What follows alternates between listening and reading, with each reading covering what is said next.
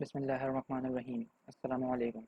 मेरा नाम शमीलुद्दीन है और मैं करंटली मेहरान यूनिवर्सिटी से मास्टर्स कर रहा हूँ कंप्यूटर एंड इंफॉर्मेशन इंजीनियरिंग में।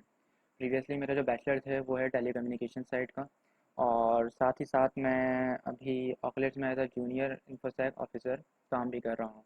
तो आज का जो वेबिनार है उसमें जो हमारा टॉपिक है वो है इंटरनेट पेनिट्रेशन टेस्टिंग, मतलब इंटरनल नेटवर्क की पेनिट्रेशन टेस्टिंग, जो हम अभी स्टार्ट करने वाले हैं इंशाल्लाह। Disclaimer: the information in the presentation webinar has the goal to teach you the techniques used by hackers in order to avoid them. This knowledge is not intended to be used maliciously. It is your responsibility if you decide to use the information to make illegal and/or unethical choices or actions. The ideas, concepts, techniques, tricks mentioned in the presentation are not developed by me, but by others, and I have accumulated the material from different sources to convey it to the audience. Always obtain the permission first before utilizing the knowledge of penetration testing to any other organization. Internet penetration testing से पहले हम ये जान लें कि penetration testing है क्या। Penetration testing exercise है या एक एक्टिविटी है जिससे हम किसी भी ऑर्गेनाइजेशन के नेटवर्क सिस्टम या एप्लीकेशन की वनरेबिलिटीज़ मतलब वीकनेसेस को हाईलाइट करते हैं। सिर्फ हाईलाइट ही नहीं करते, इसके साथ साथ हम सिक्योरिटी रेमेडीज़ भी पेनिट्रेशन टेस्टिंग के अंदर प्रोवाइड करते हैं। पेनिट्रेशन टेस्ट एक ऑथराइज टेस्ट होते हैं जो एक कंपनी प्रॉपर तरीके से किसी इंडिविजुअल या किसी ऑर्गेनाइजेशन को देती है ताकि वो कंडक्ट कर सकें और उन तमाम लूप होल से आगाही दे सकें जिसकी बिना पर कि कोई मलिशियस हैकर या हैकर्स उस कंपनी को एक्सप्लॉइट करें। अच्छा, आप पेनिट्रेशन टेस्टिंग के रीजंस क्या हैं? रीज़न ये है कि ऑर्गेनाइजेशन को ये पता चल सके कि करंटली जो उसकी सिक्योरिटी प्रोफाइल है, जो भी उन्होंने नोड्स लगाई हुई हैं सिक्योरिटी के हवाले से, उनकी करंट सिचुएशन क्या है, क्या वो वक्त के साथ वनरेबल हो गई हैं, कुछ वनरेबिलिटीज़ उनके अंदर आ गई हैं। जो पेनिट्रेशन टेस्टर्स होते हैं उनका काम होता है कि उस वीकनेसेस को, उन तमाम वनरेबिलिटीज़ को हाईलाइट करें, प्रॉपर सिक्योरिटी मेजर्स ऑर्गेनाइजेशन को प्रोवाइड करें और प्रॉपर डॉक्यूमेंटेशन के फॉर्म में। ये तो हो गए रीजंस। अब सवाल ये आता है कि ये करें कैसे। तो पेनिट्रेशन टेस्टिंग को स्टार्ट करने के लिए हमें एक प्रॉपर मेथडोलॉजी को फॉलो करना पड़ता है। एक प्रॉपर ऑब्जेक्टिव हमें ऑब्जेक्टिव्स डिफाइन करने पड़ते हैं, स्कोप डिफाइन करना पड़ता है कि हम किस स्कोप के ऊपर करेंगे। ज़रूरी तो नहीं है ऑर्गेनाइजेशन का पूरे नेटवर्क, हर एक एप्लीकेशन, हर सर्वर के ऊपर हम पेनिट्रेशन टेस्टिंग करें। हो सकता है ऑर्गेनाइजेशन ने एक प्रॉपर स्कोप दिया गया हो जिसके ऊपर हमें पेनिट्रेशन टेस्टिंग करनी हो। जब ऑब्जेक्टिव्स और स्कोप डिफाइन हो जाता है फिर हम प्रॉपर टूल्स इस्तेमाल करते हैं जिसकी बिना पर टूल्स और टेक्निक इस्तेमाल करते हैं जिसकी बिना पर penetration test conduct. Types of penetration testing, there are three types. Total three types की पेनिट्रेशन टेस्टिंग है अगर हम बॉक्स के हवाले से देखें। पहली है white box penetration testing. White box के अंदर क्या होता है कि जो पेनिट्रेशन टेस्टर होता है वो एक तरीके से आईटी की टीम के साथ बैठ के काम शुरू करता है। उसको हर एक चीज़ की इन्फॉर्मेशन दी गई होती है कि कौन सी आईपी पे कौन सा सर्वर है, ईटीसी हर एक चीज़, ऑर्गेनाइजेशन का पूरा आर्किटेक्चर, हर आईपी, सब कुछ उसको बता दिया जाता है। इसी वजह से वाइट बॉक्स लो कॉस्ट होता है और जो पेनिट्रेशन टेस्टर होते हैं वो कम चार्ज करते हैं क्योंकि सारी इन्फॉर्मेशन उनको दे दी जा चुकी होती है। फिर हमारे पास आता है ब्लैक बॉक्स। अब अब ब्लैक बॉक्स के अंदर ये होता है कि पेनिट्रेशन टेस्टर को कोई भी इन्फॉर्मेशन नहीं दी जाती, सिर्फ और सिर्फ ऑर्गेनाइजेशन का नाम पता होता है और कुछ नहीं। अब ब्लैक बॉक्स के अंदर भी दो टाइप्स होते हैं, इसमें से पहली टाइप है ब्लाइंड और दूसरी टाइप है डबल ब्लाइंड। ब्लाइंड के अंदर ये होता है कि पेनिट्रेशन टेस्टर कोई इन्फॉर्मेशन नहीं होती, मगर एम्प्लॉयज़ को बता दिया जाता है कि ऑर्गेनाइजेशन के अंदर पेनिट्रेशन टेस्ट हो रहा है। तो यहाँ पर सोशल इंजीनियरिंग अटैक्स बहुत कम वाक़ होते हैं। जबकि डबल ब्लाइंडेड टेस्ट में ये होता है कि एम्प्लॉयज़ को ये नहीं बताया जाता कि पेनिट्रेशन टेस्ट कंडक्ट किया जा रहा है। तो ये इस वजह से इसको ज़ीरो नॉलेज पेनिट्रेशन टेस्टिंग भी कहा जाता है, क्योंकि पेनिट्रेशन टेस्टर को भी नहीं पता होता कि टारगेट्स कौन कौन से हैं, ऑर्गेनाइजेशन का आर्किटेक्चर क्या है, कितने सर्वर चल रहे हैं, राउटर, स्विचेस, पीसीज, कुछ नहीं पता होता। और साथ साथ एम्प्लॉई को भी नहीं पता होता कि करंटली इस वक्त कंपनी के अंदर कोई एक्टिविटी चल रही है। इस वजह से इस ब्लैक बॉक्स के टाइप को डबल ब्लाइंडेड टेस्ट कहा जाता है। तीसरा टाइप है ग्रे बॉक्स। इसके अंदर क्या होता है कि कुछ इन्फॉर्मेशन पेनिट्रेशन टेस्टर को दे दी जाती है जिसके बाद वो अपना पेनिट्रेशन टेस्ट स्टार्ट करता है। इसको यूँ भी कह सकते हैं कि एक इंटरनल एम्प्लॉय के पास जो नॉलेज होती है, लाइक जो कंप्यूटर है उसको क्या आईपी मिली है, अगर आप आईपी कॉन्फ़िगर करके चेक कर लें तो उसको सबनेट पता लगाया जा सकता है। इतनी इन्फॉर्मेशन एक पेनिट्रेशन टेस्टर को दे दी जाती है जिसकी बिना पर वो अपना पेनिट्रेशन टेस्ट स्टार्ट करता है। जैसा कि हमने मेथडोलॉजीज़ की बात की थी, एक पेनिट्रेशन टेस्ट उतना ही कॉम्प्रिहेंसिव होता है जो मेथडोलॉजी उस पेनिट्रेशन टेस्ट के अंदर अप्लाई की जाती है। मतलब उसकी एक्सटेंशन उतनी ही होती है कि कौन कौन सा स्कोप आपने उस पेनिट्रेशन टेस्टिंग के अंदर डिफाइन किया है या एक्सप्लॉइट किया है या स्कैन किया है। मेथडोलॉजी ही डिफाइन करती है कि टेस्ट कितने रिलायबल हैं, एक्यूरेट हैं और कंसिस्टेंट हैं। अब मेथडोलॉजीज़ भी दो टाइप्स की होती हैं, या तो प्रोप्राइटरी होती है या तो ओपन सोर्स होती हैं। अब यहाँ कुछ मेथडोलॉजी स्लाइड में डिफाइन की गई हैं, like open source security testing methodology manual, open web application security project, information system security assessment framework, national institute of standards and technology, license penetration test है। इस स्लाइड के अंदर जो मेथडोलॉजीज डिफाइन की गई हैं उसमें से लास्ट वाली को छोड़कर सारी की सारी ओपन सोर्स हैं और लास्ट वाली की प्रोप्राइटरी है। अब हम आते हैं टाइप्स ऑफ पेनिट्रेशन टेस्टिंग पे। वैसे अगर ब्रॉड व्यू से देखा जाए तो अटैक या तो बाहर से होगा या तो अंदर से होगा, बट अगर हम इसको इन डेप्थ देखें तो पेनिट्रेशन टेस्टिंग के बहुत सारे टाइप्स होते हैं। लाइक फायरवॉल पेनिट्रेशन टेस्टिंग होगा, या आपका जो इंट्रूजन डिटेक्शन सिस्टम लगा हुआ है उसकी penetration testing, IoT devices like cameras, fingerprints और डिफरेंट चीज़ें जो आपकी ऑर्गेनाइजेशन में लगी हैं वो भी वल्नरेबल हो सकती हैं। आपने जो पासवर्ड की स्कीम्स लगाई हुई हैं वो ब्रूट फोर्सिंग के लिए वल्नरेबल हो सकती हैं। लाइक आपने टाइमिंग नहीं लगाई, 5 login 4 login etc। Social engineering attacks हो सकते हैं। फॉर एग्जांपल आपके एम्प्लॉयज़ को इतनी नॉलेज नहीं है सिक्योरिटी के हवाले से, तो वो ईजिली बेवकूफ़ बन के खुद हैक हो सकते हैं और खुद होने हैक होने के बाद एक ऑर्गेनाइजेशन को भी एक प्रॉपर थ्रेट प्रोवाइड कर सकते हैं। इसके अलावा आपकी वेबसाइट्स हो गई, एप्लीकेशंस हो गई, डेटाबेस, वाइल्ड क्लाउड या जो भी कुछ, इसके अलावा बहुत बहुत ज़्यादा चीज़ें होती हैं और एक एक पारे पारे की पेनिट्रेशन टेस्टिंग परफॉर्म की जाती है। अब अगर मैं बिल्कुल कॉमन टाइप्स देखूं जो बिट साइड के रेफरेंस से मैंने यहाँ पर कॉपी किया है, तो एक उन्होंने बताया कि एक्सटर्नल और एक ही इंटरनल। एक्सटर्नल उन्होंने जो डिफाइन किया ब्लैक बॉक्स, मतलब हैकर को कोई नॉलेज नहीं है, सिर्फ वो नॉलेज जो गूगल लिंक्डइन वगैरह से उसको मिलती है, उसके थ्रू ऑसम टूल्स यूज़ करने के बाद, वो नॉलेज गेन करने के बाद अपना अटैक स्टार्ट करता है। दूसरा है इंटरनल नेटवर्क पेनिट्रेशन टेस्टिंग जो वाइट या ग्रे बॉक्स के थ्रू स्टार्ट किया जाता है। क्योंकि हमारा टॉपिक इंटरनेट पेनिट्रेशन टेस्टिंग है, मतलब इंटरनल पेनिट्रेशन टेस्टिंग, तो हम उसके ऊपर ज़्यादा फोकस करेंगे। ये वो टेस्ट है जो इंटरनेट नेटवर्क के ऊपर सिमुलेट किया जाता है, प्रॉपर वही अटैक्स किए जाते हैं जो एक अटैकर परफॉर्म करने की भी कोशिश करता है। अब इंटरनल अटैक्स जो हैं वो या तो किसी रोग एम्प्लॉय की तरफ से भी आ सकते हैं, मतलब कोई ऐसा एम्प्लॉय जिसके साथ कंपनी में कोई गलत किया हो या उसको कोई शुबा हो कि उसके साथ गलत हुआ है और वो कंपनी के खिलाफ हो गया हो, या फिर किसी एम्प्लॉय किसी मेलिशियस तरीके से हैक हो गया हो और अब उस मेलिशियस और उस अब विक्टिम का पीसी या अकाउंट यूज़ करके कंपनी के अंदर नुकसान पहुंचाया जा रहा हो। ये एक दो सिनेरियोज हैं जिसके थ्रू हम इंटरनल पेनिट्रेशन टेस्टिंग एक्समाइन करते हैं। इंटरनल पेनिट्रेशन टेस्ट जो ऑर्गेनाइजेशन के इंटरनल आईटी सिस्टम्स होते हैं या आईओटी डिवाइसेस होती हैं उनकी वीकनेसेस बताता है। लाइक उसकी कॉन्फिडेंशियलिटी, अवेलेबिलिटी या इंटीग्रिटी किस तरह डिस्टर्ब हो सकती है। आपको पता है CIA ये ट्रायड होता है इंफॉर्मेशन सिक्योरिटी के अंदर, तो उस वो पूरा ट्रायड किस तरह डिस्टर्ब हो सकता है इंटरनल अटैक्स के through. Internal penetration testing actual में वो चीज़ डिफाइन करती है। नेक्स्ट हम आते हैं फेजेस पे। तो ब्रॉडली अगर देखा जाए तो पेनिट्रेशन टेस्टिंग के 5 फेज़ होते हैं, जिसमें है रिकॉनेसेंस मतलब information gathering, scanning, exploitation, exploitation के बाद मेंटेनिंग एक्सेस और लास्ट में कवरिंग द ट्रैक्स। इसमें पहला फेज़ है रिकॉनेसेंस और इन्फॉर्मेशन गैदरिंग का, जो बहुत मोस्ट इंपॉर्टेंट फेज़ है। इसके अंदर हम क्या करते हैं, एक ऑर्गेनाइजेशन का सिक्योरिटी पोस्चर मेजर करते हैं कि उस ऑर्गेनाइजेशन में एक्चुअल में चल क्या रहा है। ये ना हो कि हम अटैक कर दें और हमारे लॉस बन जाए और हम पकड़े जाएं, नहीं, सबसे पहले हम इन्फॉर्मेशन को गैदर करते हैं। जितनी ज़्यादा इन्फॉर्मेशन हो सके उतनी ज़्यादा इन्फॉर्मेशन के कितने वेब सर्वर चल रहे हैं, ऑपरेटिंग सिस्टम्स कौन से हैं, कौन से यूज़र्स हैं, क्या एक्टिविटी टाइम है इस कंपनी का, एट्सेट्रा एट्सेट्रा। इसके अलावा रिकॉन्सिस के थ्रू हमारा जो अटैक एरिया है वो फोकस हो जाता है। मतलब अगर मैं आपको नेटवर्क के हवाले से बताऊं तो जनरली नेटवर्क में 3 क्लासेस होती हैं, क्लास A B C जो नेटवर्क के हवाले से होती हैं। तो प्रैक्टिकली तो क्लास ए के अंदर अराउंड अगर आप देखें तो 16 मोर देन 16 मिलियन होस्ट होते हैं, हो सकते हैं। क्लास बी के अंदर मोर देन 1 मिलियन होस्ट हो सकते हैं और क्लास सी के अंदर 60 मोर देन 65,000 होस्ट हो सकते हैं। होस्ट का मतलब एक लाइव पीसी या एक मोबाइल फ़ोन।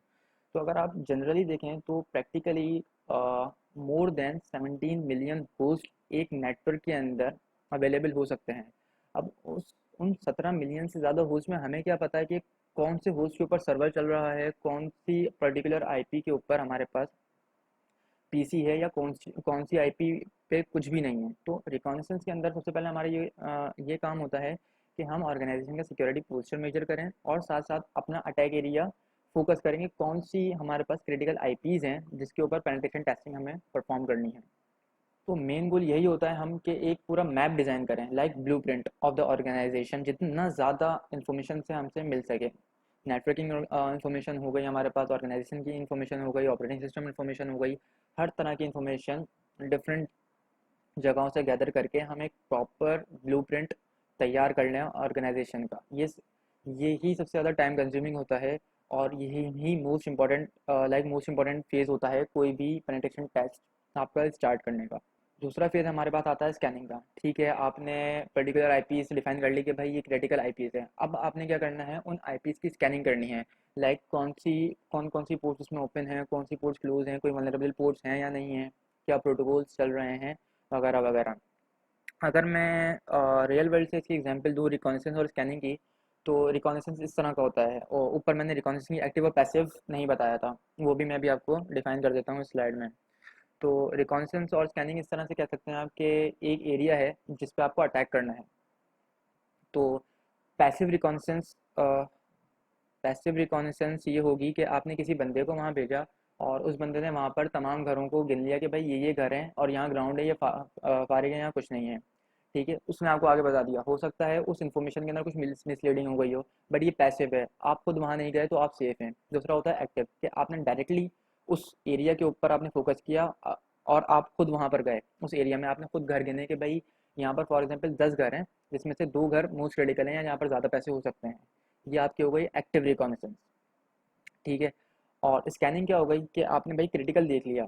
अब आपने स्कैनिंग में क्या करना है, उस घर की खिड़कियों में झांकना है कि कौन सी खिड़की ज़्यादा वनरेबल है जिससे आप घर में घुस सकें। ये हो गई आपकी स्कैनिंग, कि एक पर्टिकुलर घर की एक पर्टिकुलर खिड़की आपने देखी या दरवाज़ा देखा जो ज़्यादा वनरेबल है, या छत देखी जहाँ से आप घर में कूद के घुस सकते हैं। तो ये हो गई रियल लाइफ एग्जाम्पल। अगर मैं नेटवर्किंग के हवाले से इसको डिफाइन करूँ तो ये इस तरह हो सकता है कि आपने आईपी डिफाइन कर ली। अब एक आईपी के अंदर, मतलब एक आईपी अगर एक होस्ट को डिफाइन है तो उसमें मोर देन 65,000 पोर्ट्स होती हैं, एग्जैक्टली मोर देन 65,000 पोर्ट्स। तो हमें ये डिफाइन करना होता है कि कौन सी पोर्ट वनरेबल है, क्या कोई वनरेबल पोर्ट है भी या नहीं है।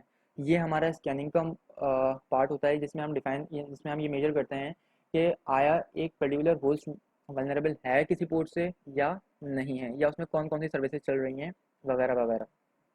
अच्छा, स्कैनिंग के अंदर ये ध्यान रहे, जब हम स्कैनिंग करते हैं कोई भी टूल यूज़ करके, for example like an map, तो कुछ सर्विसेज होती हैं जिनका हमें ख्याल रखना चाहिए, जैसे कि एस एस एच हो गया, टेलनेट हो गया, F T P, V N C, R D P वगैरह।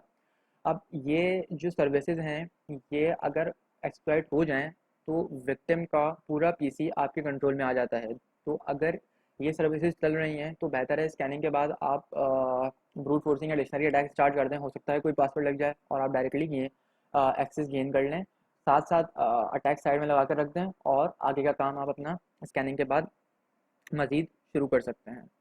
यहाँ पर हमारा मेन गोल ये होता है कि हम लाइव होस्ट पता करें कि कौन कौन से होस्ट ज़्यादातर लाइव रहते हैं। तमाम आईपीज़ को एक साथ सेट करें, ओपन पोर्ट क्लोज पोर्ट देखें, ऑपरेटिंग सिस्टम देखेंगे, देखें कि लिनक्स ज़्यादा है या विंडोज़ ज़्यादा है। विंडोज़ का सर्वर है तो कौन सा विंडोज़ सर्वर चल रहा है, 2008, 2012 या 2019, वगैरह वगैरह। नेक्स्ट फेज़ आता है हमारा एक्सप्लॉइटेशन का। अब हमने रिकॉनेसेंस भी कर ली, सारी इन्फॉर्मेशन गैदर हो गई, स्कैनिंग भी कर ली।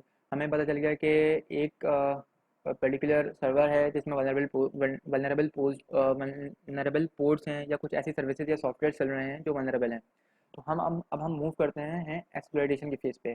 अब हम ये चेक करते हैं कि आया वो फॉल्स पॉजिटिव तो नहीं था। हो सकता है कि हमें ये पता लग रहा हो कि वो वनरेबल है, बट जब हम एक्चुअल में ट्राई करें तो वनरेबल ना हो।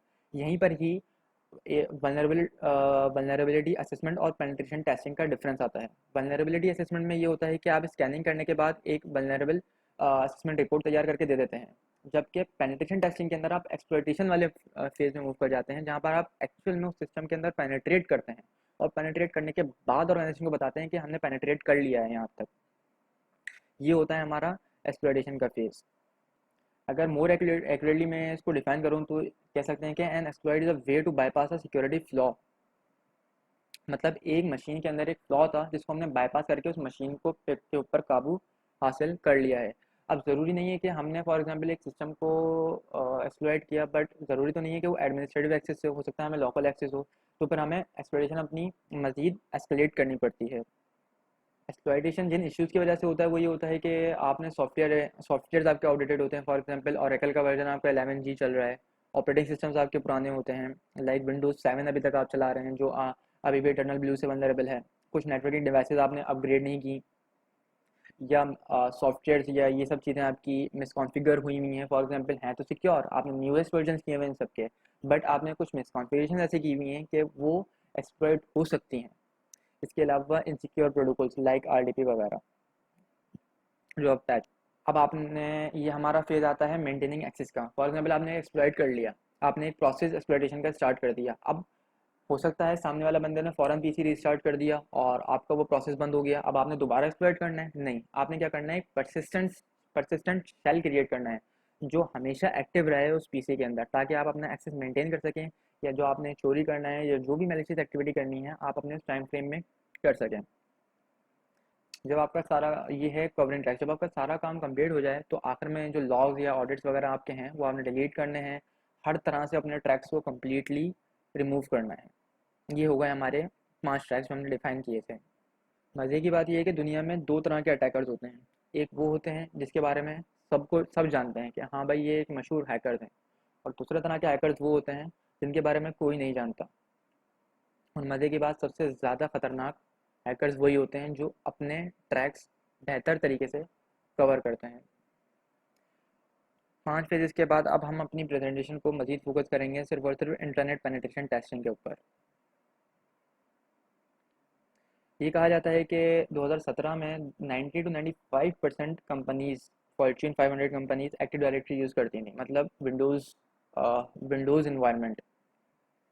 और इस प्रेजेंटेशन के अंदर हम जो फोकस करेंगे वो सोहो नेटवर्क के ऊपर करेंगे, मतलब स्मॉल ऑफिस या होम ऑफिस, या अगर मीडियम नेटवर्क को भी हम फोकस कर रहे हैं तो हम इस वक्त ये अज्यूम करेंगे कि करंटली हमने वीलन हॉपिंग वगैरह या मजीद अटैक्स करके हम करंटली उस पर्टिकुलर वीलन में पहुंच गए हैं जहां पर आपके सर्वर्स वगैरह रखे हुए होते हैं, या जहाँ पर आपका आईटी स्टाफ प्रॉपरली काम कर रहा होता है।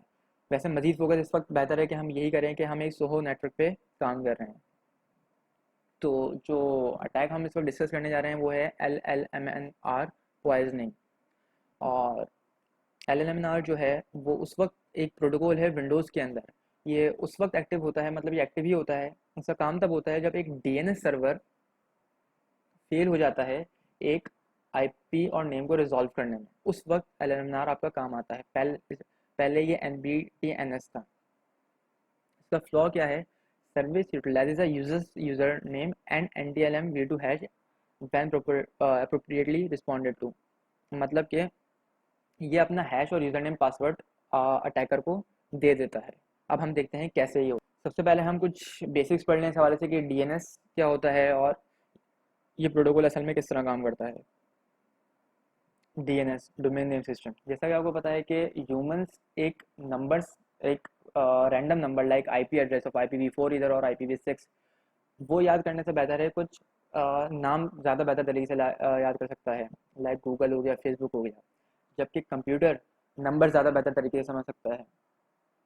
तो इन दोनों के दरमियान जो ब्रिज होता है हमारा वो होता है डीएनएस। लाइक हमें कोई भी वेबसाइट एक्सेस करनी होती है तो जनरली अगर हम उसको करते हैं तो उसका आईपी एड्रेस लिख कर उसको एक्सेस करते हैं, बट क्योंकि इंसान आईपी एड्रेस समझ नहीं सकते तो एक सर्विस यूज़ की जाती है डोमेन नेम सिस्टम के नाम से, जो उस नाम को उस आईपी के अंदर रिजॉल्व कर देते हैं। जैसा कि एग्जाम्पल में google.com लिखा गया है, जैसे ही हम google.com लिखते हैं तो हमारी रिक्वेस्ट, अगर शॉर्ट में तमाम स्टेप्स स्किप करके बताऊँ तो हमारी रिक्वेस्ट डीएनएस सर्वर के पास जाती है, और डीएनएस सर्वर हमें बताता है कि google.com की आईपी 172.217.19.14 है। फिर हमारा ब्राउज़र उस आईपी के ऊपर रिडायरेक्ट होता है और हमारे पास वेब पेज ओपन हो जाता है जब रिस्पॉन्स आता है वेबसाइट का।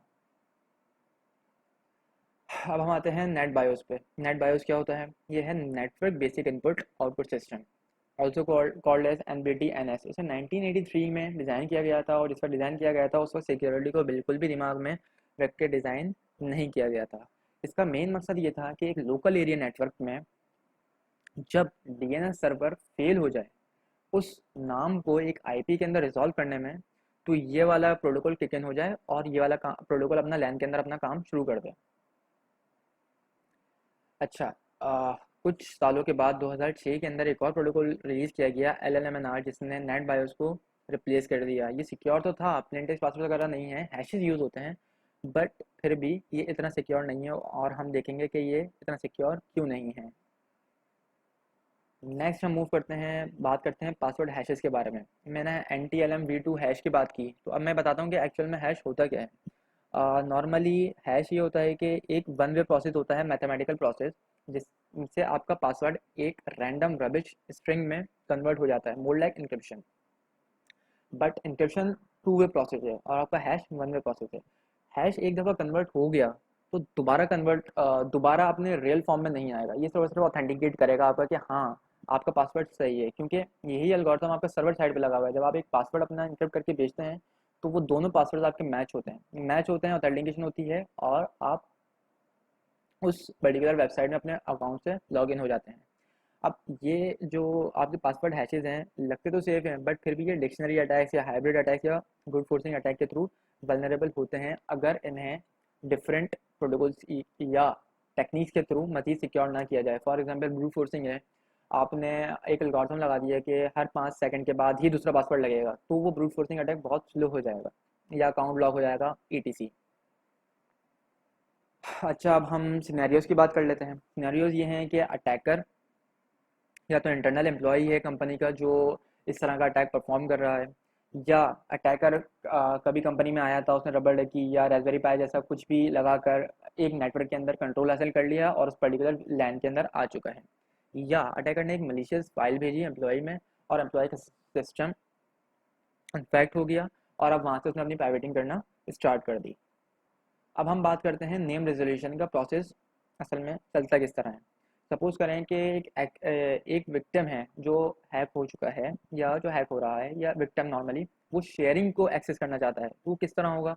ये पूछिएगा पहले अपने आप से कि क्या शेयरिंग की IP एड्रेस इसके पास मौजूद है इस पर्टिकुलर डायरेक्टरी के अंदर। अगर नहीं है तो प्रॉपर DNS सर्वर से पूछेगा।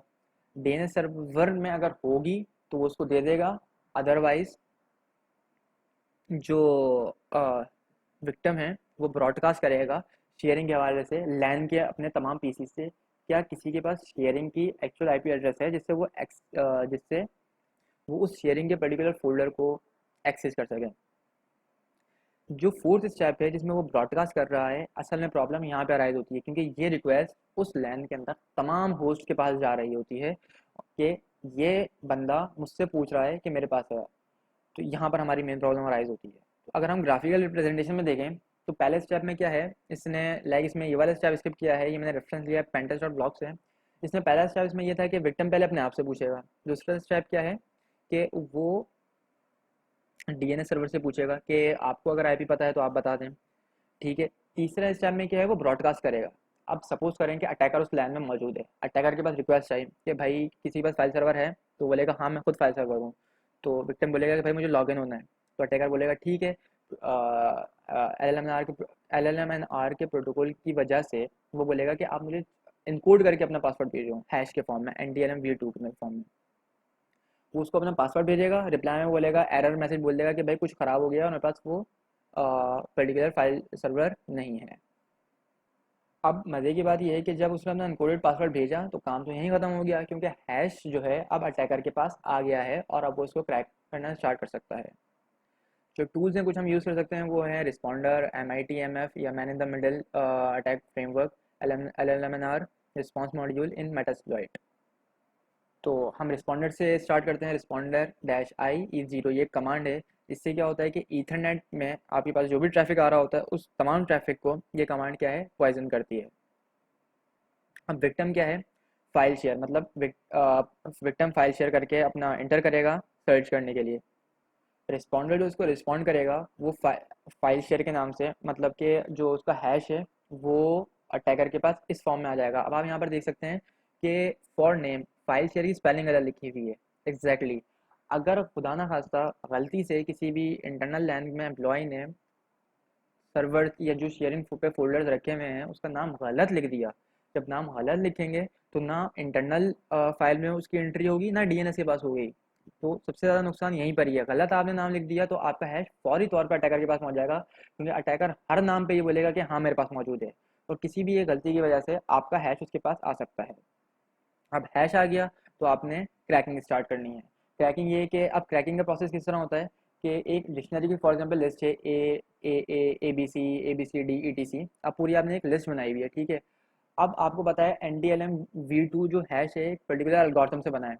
अब आपने उस एल्गोरिथम को, लाइक मैं अगर ड्रॉ करूँ तो मैं इस तरह रखूँगा, ये आपके पास इस बॉक्स में हैश है, ठीक है, और ये आपके पास एक लिस्ट है। सॉरी ड्राइंग थोड़ी ख़राब है। और लिस्ट के अंदर आपके पास कुछ पासवर्ड्स हैं, ठीक है। अब ये लूँगा मैं पहला पासवर्ड, इस पासवर्ड के ऊपर हैश एल्गोरिथम लगाऊंगा मैं, ठीक है। हैश एल्गोरिथम लगाया, हैश एल्गोरिथम लगाने के बाद जो मेरे पास यहाँ पर पासवर्ड आया है उससे मैच करूँगा, ठीक है। अगर मैच हो गया तो वही पासवर्ड है, अदरवाइज मैं सेकंड लिस्ट पे मूव कर जाऊँगा, सेकंड रो पे मूव कर जाऊँगा, थर्ड रो पे मूव कर जाऊँगा। इस तरह मेरे पास जो लिस्ट है उस लिस्ट की हर एक एंट्री के ऊपर मैं एल्गोरिथम लगाऊंगा और जो मेरे पास हैश आया है उससे मैच करूँगा। अगर मैच हो गया तो ऑथेंटिकेशन हो जाएगी और आपका पासवर्ड लग जाएगा और आपके पास प्लेन टेक्स्ट में पासवर्ड उस लिस्ट से निकल के आ जाएगा। इसके कुछ टूल्स हैं like Hashcat, John the Ripper वगैरह, जो यूज़ करके ये काम आप इजीली कर सकते हैं। सेकंड प्रोटोकॉल की जो हम बात करेंगे वो है WPAD, web proxy auto discovery protocol. ये प्रोटोकॉल तब कैन होता है जब आपकी एक ऑर्गेनाइजेशन हो, स्मॉल लेवल हो या मीडियम लेवल हो या लार्ज लेवल हो, जिसमें आप ये चाह रहे हो कि आपका प्रॉक्सी सर्वर से सारा डेटा होता हुआ जाए। प्रॉक्सी सर्वर का मतलब ये है कि आपका ये गेटवे है, मतलब आपका एक राउटर है अगर मैं उससे बोलूँ, और ये आपने एक प्रॉक्सी सर्वर बनाया हुआ है, ठीक है। और ये आपके लैन पे पीसीज हैं, लॉगिंग वगैरह सिक्योरिटी पर्पज़ या दूसरी चीज़ों के लिए, लाइक स्क्विड अगर आप यूज़ करते हैं नेटवर्क की बेहतर यूटिलाइजेशन के लिए, आप सर्वर्स यूज़ करते हैं, वेब सर्वर्स, तो आप चाहते हैं कि आपका सारा डेटा इस सर्वर से होता हुआ जाए। अब बेहतर परफॉर्मेंस के लिए आप डिफरेंट सर्वर्स लगा देते हैं, बहुत सारे। तो अब क्योंकि सैकड़ों पीसीज हैं और हर एक कंप्यूटर के अंदर उस उन तमाम सर्वर्स की कॉन्फ़िगरेशन आपको करनी है, लाइक फॉर एग्जांपल 200 से ज़्यादा कंप्यूटर्स हैं, अब आईटी के 2-3 बंदे ही हैं, तो अब उन्हें उन्हें हर एक कंप्यूटर में जाके उस सर्वर को कॉन्फ़िगर करना पड़ेगा ताकि उस सर्वर पे रिक्वेस्ट जाए। तो उससे बेहतर ये है कि आप WPAD का प्रोटोकॉल यूज़ करें, जिससे ऑटोमेटिकली एक पीएसी की फाइल डाउनलोड हो जाएगी और ऑटोमेटिकली उन तमाम पीसीज के पास जो है वो सर्वर की कॉन्फ़िगरेशन चली जाएगी। WPAD प्रोटोकॉल आपका इस तरह काम करता है। अब इसका नुकसान ये है कि पीएसी फाइल अगर मलिशियस इंजेक्ट कर दी जाए ब्राउज़र्स के अंदर तो आपका सारा डेटा एक ऑथेंटिक सर्वर के बजाय अटैकर के सर्वर के से जा रहा होता है, जो एक बहुत ही ख़तरनाक चीज़ है। अब जो फायरफॉक्स है वहाँ पर पासवर्ड दोबारा प्रॉम्प्ट होता है, जबकि इंटरनेट एक्सप्लोरर और गूगल क्रोम आपके पासवर्ड प्रॉम्प्ट नहीं करते, डायरेक्टली पासवर्ड अटैकर को प्रोवाइड कर देते हैं। WPAD अटैक के अंदर भी हैश का जो आपका पासवर्ड है वो अटैकर के पास चला जाता है, अगर अटैक सक्सेसफुल होता है तो। WPAD अटैक भी आपका रिस्पॉन्डर से हो जाता है, जिसमें आप पर्टिकुलर फ्लैग अटैच करते हैं WBF, जिसमें से W है WPAD सर्वर को स्टार्ट करना, B स्टैंड करता है आपका HTTP ऑथेंटिकेशन, F मतलब फोर्स ऑथेंटिकेशन फॉर WPAD, मतलब हर दफ़ा वो लॉगिन प्रॉम्प्ट करेगा, जैसे ही यूज़र अपना पासवर्ड देगा वो पासवर्ड एक्चुअल सर्वर में जाने के बजाय एक अटैकर के पास चला जाएगा। -I और E0 का मतलब मैं बता चुका हूँ कि आप कौन सा इंटरफेस मॉनिटर कर रहे हैं, या ईथरनेट का या वायरलेस का या जो भी आपके पास ईथरनेट लगा हुआ है। चलें, दो अटैक्स के बारे में हमने डिस्कस कर लिया। सपोज करें कि जो एम्प्लॉयज़ हैं उनके पासवर्ड मोर देन 15 कैरेक्टर्स या 20 कैरेक्टर्स के हैं, उसमें कैपिटल स्मॉल हैश वगैरह स्पेशल कैरेक्टर सब कुछ हैं, तो वो तो इतनी इजीली ब्रेक नहीं होने वाले हैं, चाहे आप हाइब्रिड लिस्ट यूज़ करें या कुछ भी यूज़ करें। तो एक और चीज़ है हमारे पास, पास द हैश। अब पास द हैश क्या चीज़ है, ये इसको हम डिस्कस करते हैं। इसको हम ग्राफिकल रिप्रेजेंटेशन में अगर देखें तो ज़्यादा बेहतर रहेगा। सपोज़ करें हमारे पास ये एक इंटरनल एम्प्लॉय है जिसका हैश हमारे पास अभी मौजूद है। तो पहले स्टेप में क्या है कि ये एक सर्वर है, ठीक है। इस सर्वर के अंदर जो ये जो बंदा है इस सर्वर को एक्सेस कर सकता है, मगर अटैकर इस सर्वर को एक्सेस नहीं कर सकता। इस बंदे का जो हैश है अटैकर ने एक्सेस कर लिया है, चाहे वो WPAD अटैक से किया हो या उससे पहले अटैक जो हमने डिफाइन किया था उससे किया हो। तो अब ये इसको पहले स्टेप में सर्वर को अटैकर ने रिक्वेस्ट सेंड की कि भाई मुझे आपके रिसोर्सेज चाहिए, मुझे कुछ चीज़ें चाहिए आपसे। तो सर्वर बोलेगा हाँ ठीक है, आप बता दो कि आप प्रॉपर अपने आप को ऑथेंटिकेट करो, अगर आप वैलिड हो गए तो मैं आपको दे दूंगा। ठीक है। अब ये थर्ड स्टेप जो दिया हुआ है इसके अंदर क्या है कि अटैकर ने वहाँ से हैश अपना हासिल कर लिया। ठीक है। फोर्थ में क्या होगा, एग्जैक्ट सेम यूजर नेम और उस हैश के साथ वो सर्वर को रिक्वेस्ट सेंड करेगा।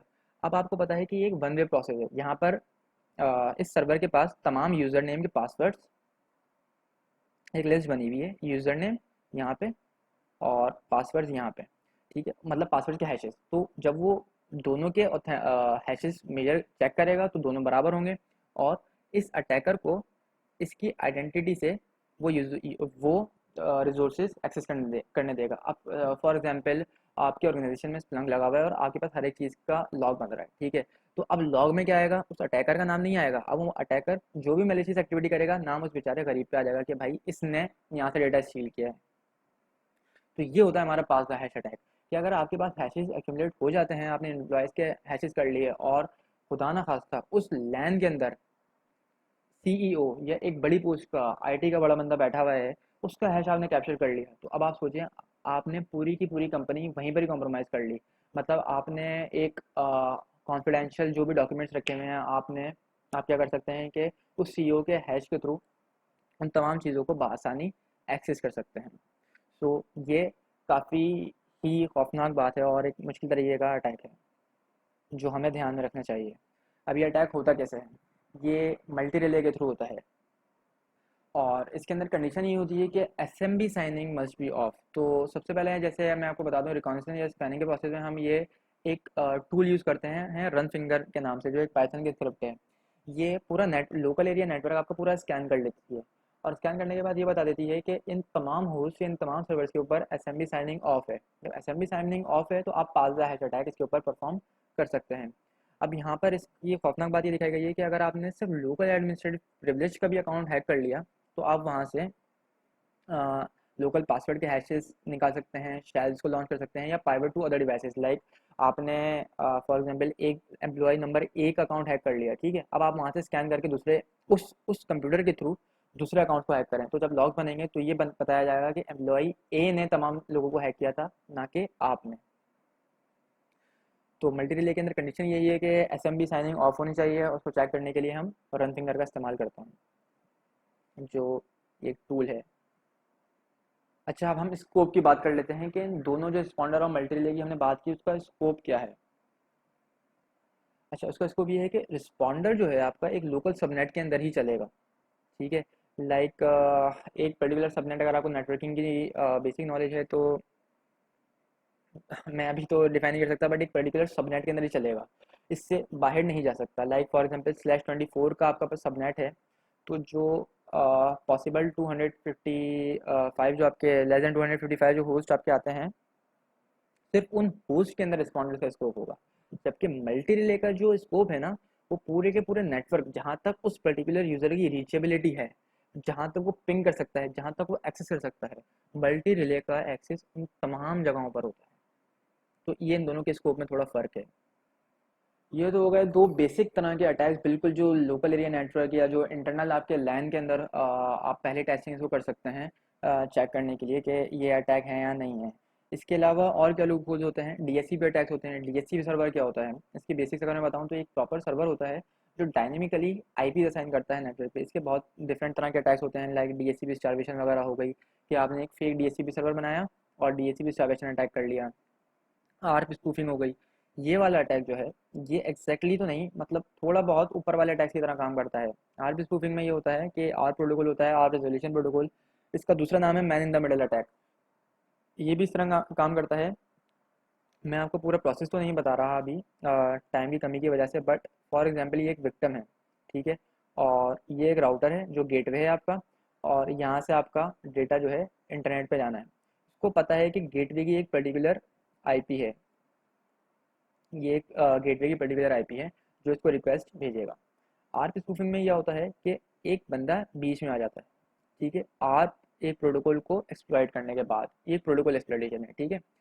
वो इस यूज़र को बोलता है कि अब से गेटवे मैं हूँ, और इस राउटर को बोलता है कि अब ये जो यूज़र है, ये यूज़र मैं हूँ, और राउटर को बोलता है, यूज़र को बोलता है कि मैं राउटर हूँ, राउटर को बोलता है कि मैं यूज़र हूँ। अब जो सारा ट्रैफिक है वो आपका, इसका जो सारा ट्रैफिक है वो इससे अटैकर से होता हुआ जाता है। तो ये तमाम चीज़ें ऑलमोस्ट देख सकता है, अनलेस एप्लीकेशन लेयर सिक्योरिटी ना लगी हुई हो तो वो सारा डेटा आपका इंक्रिप्टेड फॉर्म में जा रहा होता है। अच्छा, अगर मैं स्मॉल के अलावा मीडियम नेटवर्क की बात करूँ तो मीडियम नेटवर्क में बहुत ज़्यादा स्विचेस होते हैं। तो उन स्विचेस के अंदर आप क्या करते हैं, एसटीपी की तरह के अटैक्स करते हैं। एसटीपी के अटैक्स में से एक अटैक तो ये है रूट अटैक। उसमें ये होता है कि आप अपने डिवाइस को रूट बना लेते हैं, और और आपके जो उस प्रॉपर वीलैन का डेटा जो है आपका सारा आप रूट स्विच से होता हुआ जा रहा होता है, जिससे आप पोर्ट मिररिंग करके कोई भी ऐसा आईएम तरह का टूल या सिक्योरिटी या नियम के ऑपरेटिंग सिस्टम से वो तमाम डेटा जो उस नेटवर्क में चल रहा है वो तमाम डेटा आप मॉनिटर कर सकते हैं। डीटीपी या डायनेमिक ट्रंकिंग प्रोटोकॉल या वीटीपी तरह के प्रोटोकॉल्स जो हैं, इसको आप एक्सप्लोर कर लीजिएगा। ये वीलैन के अटैक्स हैं कुछ, जिससे आप वीलैन हॉपिंग कर सकते हैं। और वीटीपी अटैक, वीटीपी वर्जन 2 अगर कहीं इनेबल है तो ये तो एक बहुत ही खौफनाक तरीके का अटैक है। मैं आपको ये अटैक्स ब्रीफ में डिफाइन नहीं कर सकता, बट आप इसको खुद एक्सप्लोर कर लेगा। इसके अलावा कुछ क्रिटिकल वल्नरेबिलिटीज़ होती हैं, लाइक इटर्नल ब्लू हो गया, ब्लू कीप हो गया, वो काफ़ी फेमस हैं जिन्होंने इस दुनिया में काफ़ी नुकसान पहुंचाया है। और मज़े की बात ये है, कुछ ऑर्गेनाइजेशन के अंदर ये वल्नरेबिलिटीज़ अभी भी मौजूद हैं। और सबसे इम्पॉर्टेंट बात हमारी आ जाती है मिस कॉन्फ़िगरेशन की। सपोज़ करें आपने बहुत खर्चा किया, हर चीज़ प्रॉपर खरीदी, लाइसेंस लिया, सब कुछ लिया, और वो चीज़ परफेक्टली सिक्योर है फॉर द टाइम बिंग। वैसे तो हर कोई भी चीज़ सिक्योर नहीं होती, but for the time being कोई वनरेबिलिटी या कोई जीरो डे वनरेबिलिटी उसकी डिस्क्लोज नहीं की गई जिससे उस चीज़ को एक्सप्लॉइट किया जा सके। तो उसमें क्या होता है कि यूज़र ने अगर खुदा न खास्ता कोई मिस कॉन्फ़िगरेशन कर दी। अब मिस कॉन्फ़िगरेशन किस तरह से हो सकती है? अब मिस कॉन्फ़िगरेशन इस तरह से हो सकती है, लाइक एक स्विच है, लाइक आपका एक कोर स्विच है, ठीक है, लेयर 3 स्विच आपकी कंपनी का काफ़ी बड़ा स्विच है, ठीक है। अब इसके अंदर एक आपने अकाउंट बनाया हुआ है एडमिन का, ठीक है, कि भाई एडमिन ही एक्सेस करेगा और ये बहुत ही आपका क्रिटिकल स्विच है और इसका एक्सेस किसी के पास नहीं होना चाहिए। अब आपने इसके अंदर पासवर्ड लगाया, ठीक है। पासवर्ड लगाने वक्त आपने जब कमांड लगाई तो आपने ध्यान नहीं दिया, और कमांड में आपने क्या, आपने कमांड में पासवर्ड लगा दिया कि, और पासवर्ड में नुकसान क्या दे दिया कि फर्स्ट 3 सेशन के अंदर पासवर्ड ऑथेंटिकेट करे, ठीक है। अब अगर अटैकर ने 3 डमी सेशन बनाए और चौथा प्रॉपर सेशन बनाया, तो उस सेशन के थ्रू वो अनऑथेंटिकेशन बाईपास करके उस नेटवर्किंग डिवाइस के अंदर पेनिट्रेट कर सकता है। अब उस स्विच की तो गलती नहीं है, गलती है मिसकॉन्फ़िगरेशन की। इसके अलावा कुछ आईओटी डिवाइसेस की अगर मैं मिसाल ले लूँ तो कैमरा की मिसाल लेते हैं। कैमरा में क्या होता है कि आपका रियल टाइम स्ट्रीमिंग प्रोटोकॉल चल रहा होता है, ठीक है। वो एक बहुत सिक्योर प्रोटोकॉल आपने कर दिया, आपने उसको इंक्रिप्ट कर दिया, आपने बहुत बड़ा पासवर्ड लगा दिया। अब आप कैमरा में एक्सेस नहीं कर सकते अनलेस आपको पासवर्ड ना पता हो। मगर जब आप कैमरा को कॉन्फ़िगर कर रहे थे तो आपने एक टिक कर दिया ऑन विफ प्रोटोकॉल इनेबल करने पे कि इस कैमरा के अंदर ऑन विफ प्रोटोकॉल भी चलेगा। अब आपने ध्यान नहीं दिया कि ऑन विफ क्या है, आपने बस चेक करके नेक्स्ट नेक्स्ट करके कैमरा कॉन्फ़िगर किए और अपनी पूरी बिल्डिंग में कैमरा लगा दिए। अब एक अटैकर ने क्या किया, ऑन विफ का एक सॉफ्टवेयर डाउनलोड किया, आईपी स्कैनिंग के अंदर निकाली उस ऑन विफ प्रोटोकॉल के थ्रू, एचटीटीपी प्रोटोकॉल के थ्रू नहीं, जिससे आपका आरटीएसपी प्रोटोकॉल के थ्रू नहीं जिससे आप एक्सेस कर रहे हैं, बल्कि ऑन विफ एक डिफरेंट तरह से उसने वहाँ एक्सेस कर लिया जिसका पासवर्ड एडमिन एडमिन होता है या एडमिन या एमटी होता है। इस तरह की कुछ मिसकॉन्फ़िगरेशंस होती हैं जिसके थ्रू मतलब जो, ये तो नहीं है कि आपके डिवाइसेस सिक्योर नहीं है या प्रोटोकॉल सिक्योर नहीं है, बल्कि मिसकॉन्फ़िगरेशन एक बहुत बहुत इंपॉर्टेंट रोल प्ले करती हैं पेनिट्रेशन टेस्टिंग के अंदर। और ऑर्गेनाइजेशन को लूप होल्स बताती हैं कि भाई इस खामी और गलतियों की वजह से आपकी ऑर्गेनाइजेशन को काफ़ी बड़े नुकसानात पहुंच सकते थे। तो ये रही मेरी presentation. Thank you very much.